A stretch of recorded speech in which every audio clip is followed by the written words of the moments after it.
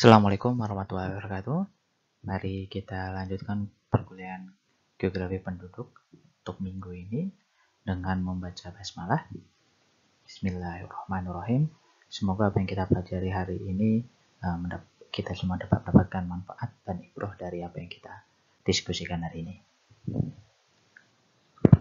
Oke, untuk hari ini, untuk materi geografi penduduk kita akan bicara masalah pertumbuhan penduduk dunia yang sudah saya sering singgung di pertemuan-pertemuan sebelumnya.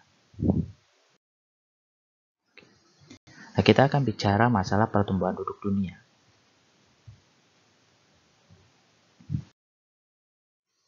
Oke, kita akan membahas mengenai pertumbuhan penduduk dunia. Nah, di sini saya akan tampilkan dua tabel. Untuk tabel yang pertama adalah bagaimana jumlah penduduk dunia meningkat 2 kali lipat dari perhitungan yang pertama.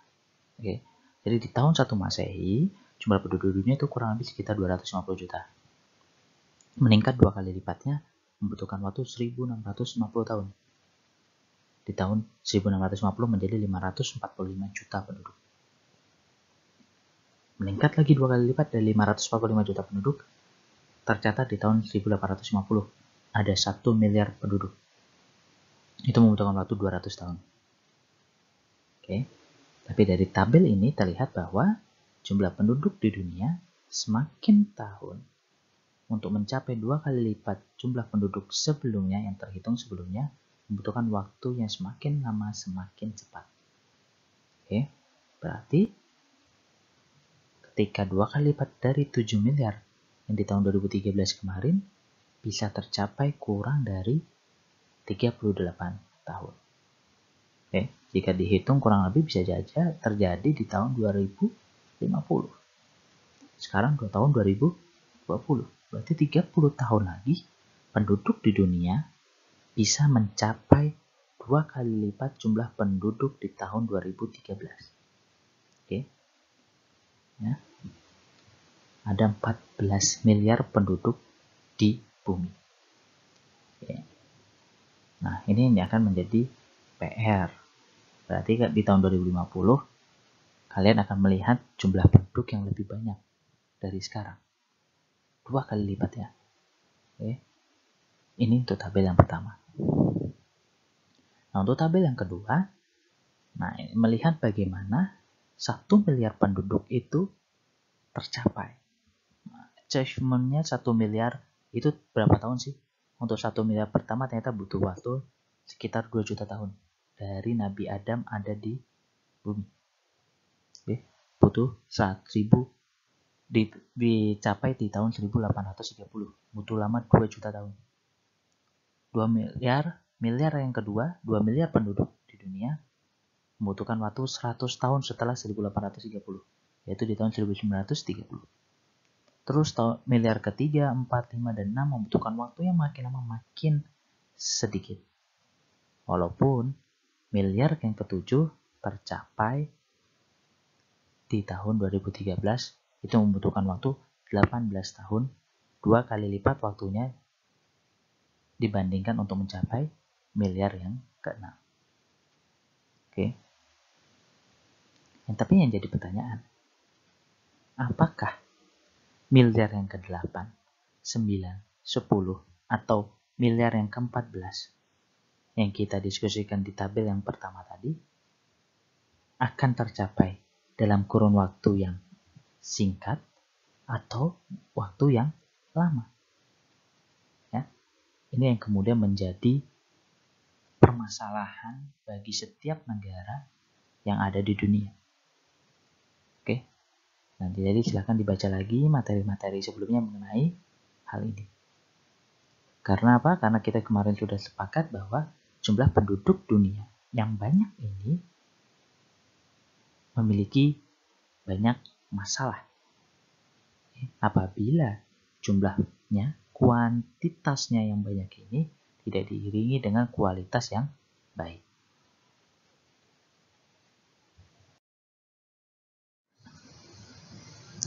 Ini ada tabel pertumbuhan penduduk dunia. Oke. Terjadi peningkatan yang sangat drastis di tahun 1900 60-an. Oke.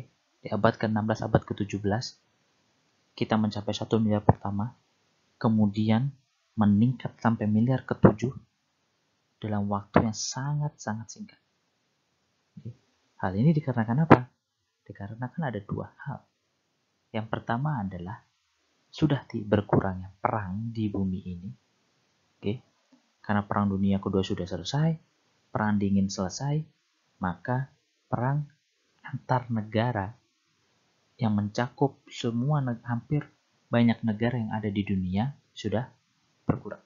Bahkan sudah tidak ada sekarang. Hanya tinggal perang antar 2 negara atau 3 negara saja. Sehingga jumlah penduduk dunia bisa bertambah dengan sangat cepat karena damai. Selain sudah damai, oke, jika kita bandingkan dengan zaman perang dunia kedua dan perang kedua dan seterusnya, mungkin nanti ada, bisa jadi perang dunia ketiga atau apa, tapi saat ini sampai perang dunia kedua sudah tidak ada lagi perang yang mencakup dunia, sehingga sudah aman, masyarakat jadi bisa memiliki anak dengan tenang. Oke. Selain itu, di sini di tahun 1960 mulai kesehatan masyarakat itu semakin baik. Diawali dengan apa? Ditemukannya penisilin di tahun 1930-an di Perang Dunia Pertama. Oke. Ketika Perang Dunia Pertama, penisilin ditemukan. Penisilin ini sifatnya adalah untuk bagaimana luka tembak atau luka sabetan pedang dan lain-lain itu bisa membeku darahnya, sehingga persentase hidup dari tentara, prajurit yang berperang atau mungkin rakyat sipil yang terkena dampak dari peperangan itu menjadi lebih tinggi untuk dapat selamat. Karena pendarahan yang terjadi bisa ditahan, bisa kemudian dibawa ke dokter. Itu ditemukan dari penisilin. Setelah ditemukan penisilin, kemudian kesehatan di dunia semakin lama semakin baik. Ya, dulu orang bisa mati cuma karena flu. Sekarang flu bukan lagi momok. Baru di tahun 2020 ini saja muncul flu baru yang menjadi momok. COVID-19. Virus corona yang menyebabkan sebuah gejala-gejala flu. Yang awalnya kita sudah biasa saja dengan flu. Flu sedikit, dibawa tidur, dibawa minum teh hangat, cukup sembuh. Tetapi sekarang ada COVID-19. Tapi sebelum itu, sampai tahun 2020, dari 1930-an sampai 2020, kondisi masyarakat, kesehatan masyarakat semakin baik. Karena semakin baik, banyak pandemi, banyak hal, penyakit-penyakit yang sudah bisa teratasi. Sehingga banyak penduduk di dunia yang bisa hidup lebih lama. Ya, terlepas dari ada beberapa penyakit-penyakit baru mungkin yang muncul di era modern. Contohnya kanker misalnya. Tetapi virus-virus yang dulu, wabah-wabah yang dulu, yang bisa menyebabkan kematian massal, sudah bisa teratasi. Corona ini pun dunia sudah bisa memprediksi kapan vaksin bisa dihasilkan. Sudah ada yang bisa berani bilang 1 tahun, 2 tahun. Nah, itu menunjukkan bahwa kesehatan, kedokteran sudah berkembang dengan sangat pesat, sehingga untuk saat ini penduduk di dunia relatif kondisinya, kesehatan masyarakatnya semakin baik, sehingga harapan hidup penduduk dunia saat ini semakin baik. Kalau harapan hidup penduduknya semakin baik, semakin sehat, maka laju pertumbuhan penduduknya pun akan terus semakin cepat. Jika tidak teratasi, jika tidak diantisipasi, maka akan timbul banyak sekali permasalahan. Yang saat ini yang 7 miliar penduduk dunia saja sudah timbul banyak masalah, sudah mulai timbul kekurangan makanan, sudah mulai timbul sumber daya alam yang semakin menipis, bahkan sudah ada yang beberapa negara yang sudah kehabisan sumber daya alamnya. Nah, apalagi jika jumlah penduduk dunia terus dan terus meningkat. Oke, nah ini akan menjadi salah satu yang kita bahas dalam geografi penduduk.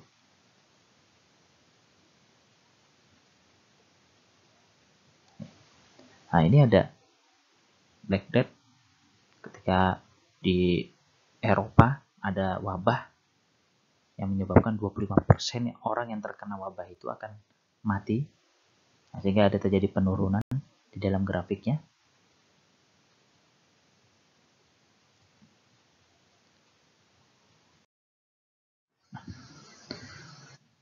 Nah, ini grafik yang berbeda, tetapi menunjukkan bahwa ketika masuk ke global era, global era, ketika teknologi semakin meningkat, ketika kesehatan semakin baik, kondisi dunia sudah semakin aman, maka jumlah penduduk dunia, 1 juta penduduk dunia, jumlah penduduk dunia akan berkembang, akan bertambah jumlahnya dalam waktu yang sangat singkat.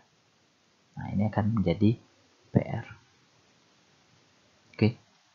Di pertengahan tahun 2019 ada 7,7 miliar. Mungkin di tahun 2020 itu sudah 8 miliar. Ya, karena kita belum bisa dapat datanya. Terlihat bahwa inilah yang terjadi di dunia. Penduduk semakin lama semakin baik. Sehingga ada banyak negara yang kemudian berpikir bagaimana caranya untuk mengurangi ini atau menghambat ini. Tetapi juga ada juga negara lain yang bagaimana caranya populasi di negaranya meningkat. Nah, terlepas dari itu, jumlah penduduk di dunia semakin meningkat, semakin banyak. Bumi semakin penuh. Sumber daya alam di bumi semakin tipis. Karena penduduk di dunia dari dulu bahkan sampai sekarang masih banyak yang melakukan eksploitasi berlebihan. Tidak berpikir bagaimana sustainable terhadap sumber daya alam yang ada di permukaan bumi. Itu baru satu dari banyak masalah apabila jumlah penduduk dunia sangat banyak.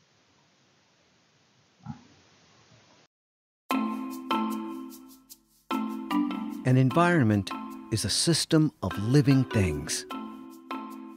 The earth is our environment. The capacity of our environment to provide space, to produce food, and to supply energy are all limited. Humans thrive on less than 17% of the Earth's surface, and only about 4% will grow crops. We depend on these limited resources for our survival, yet we are increasing our population as if they were infinite. This fact is at the core of our environmental problems. On this map, we'll show population growth from the year 1 CE to the present and project our growth into the year 2050. Population concentrations will be indicated by dots, each of which will represent 1 million people. In areas where people are spread out and don't live in concentrations of 1 million, dots are placed in the middle of their approximate range. Historical references will be provided by images and text at the bottom of the screen.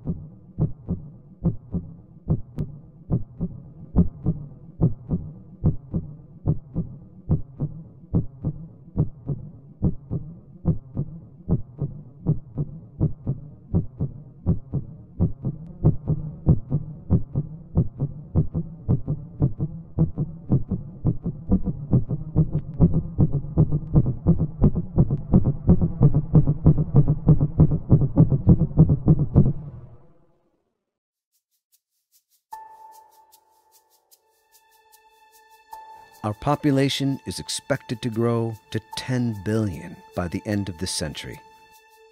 Yet the Earth's size remains the same. Slowing human population growth and lowering our use of natural resources are key to reducing the impact we have on the planet. Through the decisions we make about our lifestyles, our numbers, and our consumption, we can all help preserve the health and beauty of our home.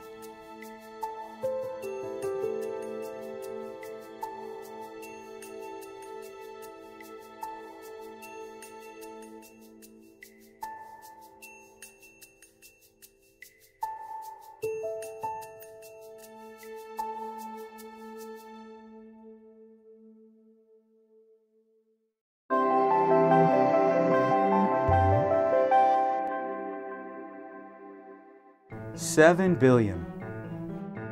That's the number of people who live in the world today. How did we get here?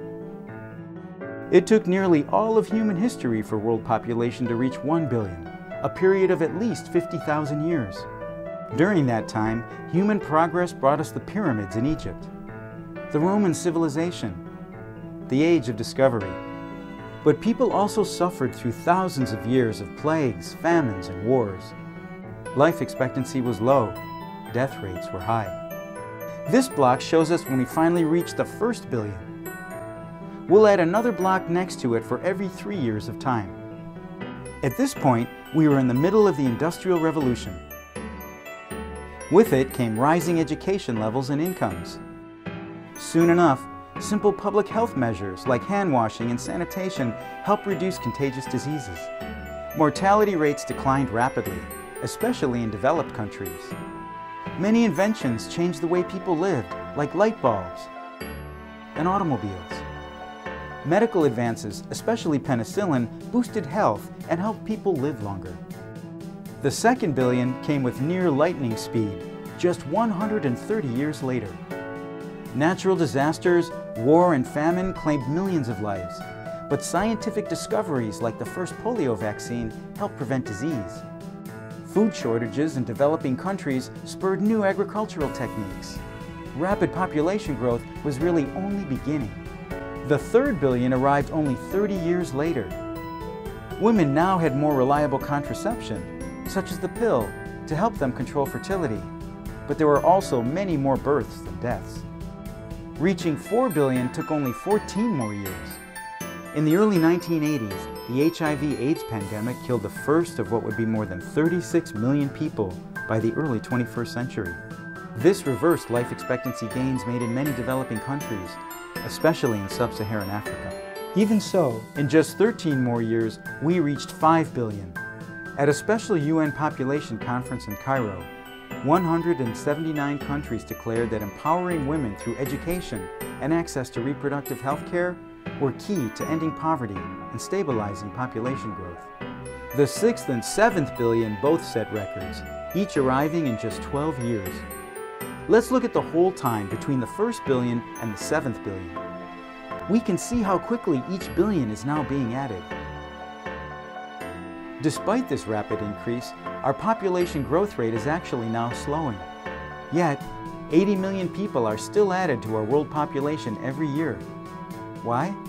More people are living in countries with growing populations than stable or declining populations. One factor for this change is how many children women are having. The global average is 2.5 children per woman. But there are still almost 90 countries where women have more. Some average more than 6. Projections suggest that we'll reach 8 billion people by 2024. The 9th billion is projected for 2039, slightly slower than the previous billion. This slowdown depends on whether fertility rates drop in countries with the highest births per woman. How many more billions will you see in your lifetime?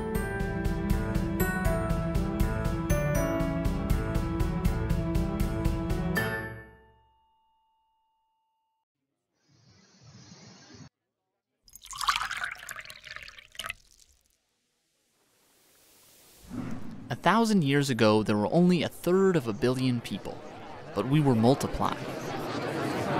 Now there's 7 billion of us. How did we grow so much so fast? Say this glass is North America. The fuller the glass gets, the more people there are. Water drips in as people are born. Water drips out as people die. Okay, here's the entire world. Now let's go back 1,000 years. The Americas are nearly empty. Europe and Africa have less than 100 million people between them. And just like today, most people live in China, India, and the rest of Asia. For centuries, things stay pretty much the same. Births are canceled out by deaths. Women are having lots of babies, but most babies die before they grow up and have families of their own. We don't reach 1 billion until 1804.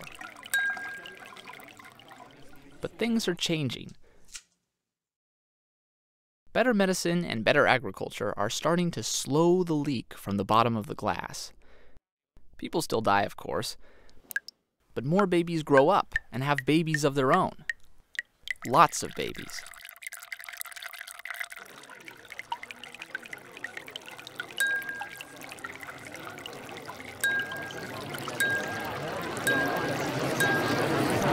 We've grown from 1 billion to 7 billion, and it only took 200 years. Will we keep going like this? Probably not. The UN says we'll level out at 10 billion by the end of the century. So as we continue to grow from 7 billion, the question is, can the world hold that many people? Experts can't agree. It all depends on how well we manage our food, water, and energy.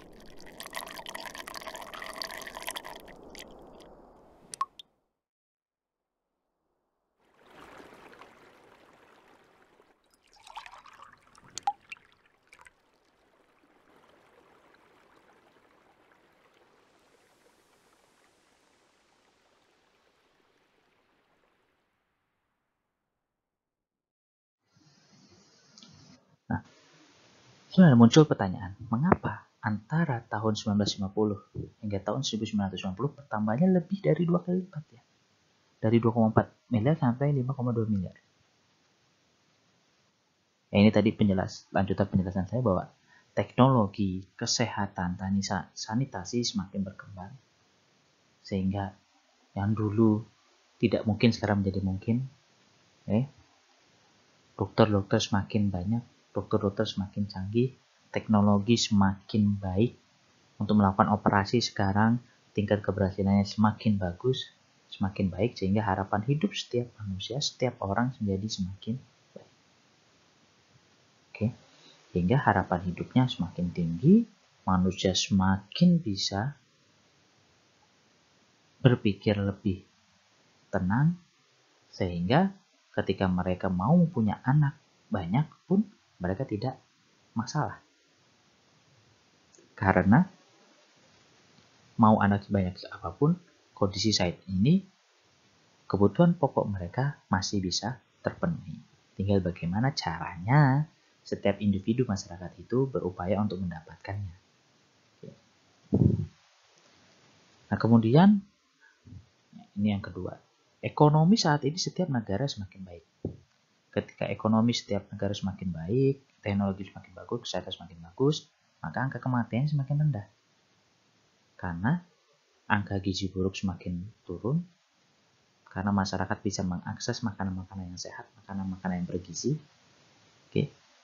Ketika kondisi ini terjadi ya, karena angka kematian turun, jumlah yang lahir semakin banyak, setiap hari akan ada yang lahir, dan angka kematian bayi pun semakin rendah. Sedangkan jumlah penduduk atau penduduk yang tua pun masih tetap hidup dalam waktu yang lebih lama, maka jumlah penduduk tiap tahun semakin bertambah. Karena yang meninggal, yang mati sedikit, bahkan nol. Ini menyebabkan bahwa dalam waktu 40 tahun terjadi peningkatan 2 kali lipat, dari 2,4 miliar hingga 5,2 miliar.